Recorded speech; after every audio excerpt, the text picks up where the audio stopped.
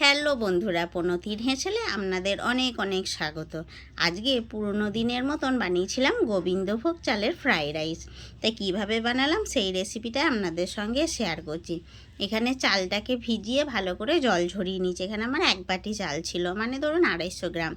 সাথে গাজর, capsicum, beans সব ছোটো ছোটো করে কেটে নিয়েছি। আর নিয়েছি হচ্ছে গোটা গরম মশলা, কাজু কিশমিশ আর তেজপাতা। প্রথমে আমি ভাতটা বানিয়ে নেবো। তবে ভাতটা কিন্তু একটু শক্ত করে বানাতে হবে, বেশি নরম করে ফেললে আবার গায়ে লেগে যাবে। তারপরে ভাতটাকে ভালো করে আমি একটা ফুটো বাটির মধ্যে জল ঝরিয়ে নিচ্ছি। আর এদিকে আমি কড়াইয়ে সাদা তেল দিয়ে দিলাম, এই ধরুন 1 চামচ মতন দিয়েছি। দিয়ে গাজর কোচানোগুলো দিলাম, হালকা নাড়াচাড়া করতেই বিনসটা দিয়ে দিলাম, দিয়ে হালকা লবণ দিলাম। তার সাথে দিলাম হচ্ছে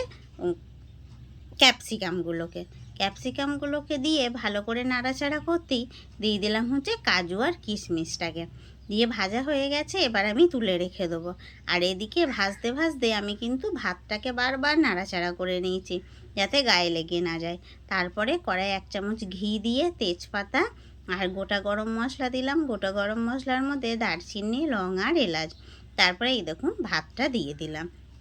ভাতটা দিয়ে ভালো করে একটু নাড়াচাড়া করে নিতেই দিয়ে দেবো হচ্ছে এতে স্বাদ মতন লবণ। আর দিলাম মিষ্টি, আমাদের ঘরে মিষ্টি কম খায়, তবুও আমি 1 চামচ চিনি গুঁড়ো দিয়েছি। এবার সবজিগুলো দিয়ে ভালো করে নাড়াচাড়া করে নেবো। আর যেহেতু ঘি দেওয়া ছিল তাই আর ঘি দিইনি।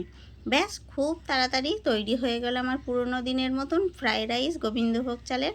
ভালো লাগলে চ্যানেলটা সাবস্ক্রাইব করে একটা লাইক কমেন্ট করবেন।